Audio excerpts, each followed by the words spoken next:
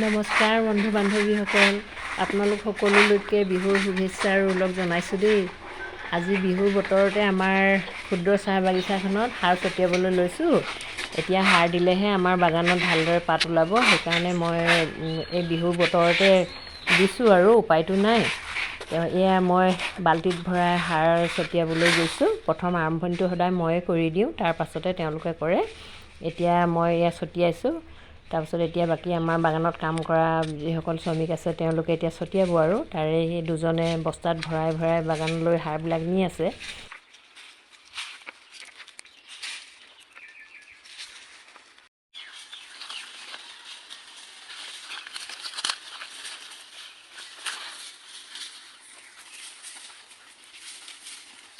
মই এতিয়া আকৌ তেওঁলোকৰ ওচৰলৈ গৈছোঁ, তেওঁলোকেনো কেনেদৰে ছটিয়াইছে, কাৰণ সাৰখিনি ছটিয়াওঁতে ভালদৰে অলপ চাব লগাও হয়, যিহেতু এই সাৰখিনিৰ ওপৰতে নিৰ্ভৰ কৰে ন।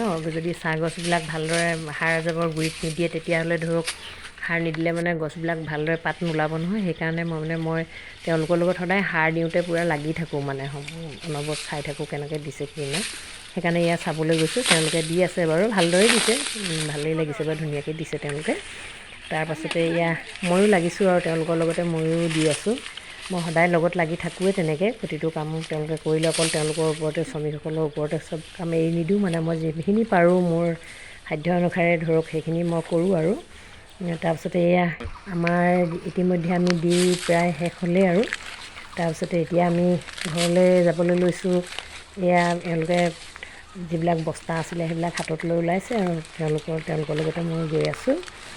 আমাৰ বাগানখন যাতে ভালদৰে পাত ওলায় আৰু ময়ো যাতে ভালদৰে তদাৰক কৰিব পৰাকৈ সুস্বাস্থ্যৰে থাকিব পাৰোঁ, তাৰ বাবে আপোনালোক সকলোৱে আশীৰ্বাদ কৰিব দেই বন্ধু বান্ধৱীসকল। আজিলৈ আপোনালোকক ইমানতে এৰিছোঁ আৰু। আকৌ এটা নতুন ভিডিঅ' লৈ আপোনালোকক পুনৰ লগ পাম।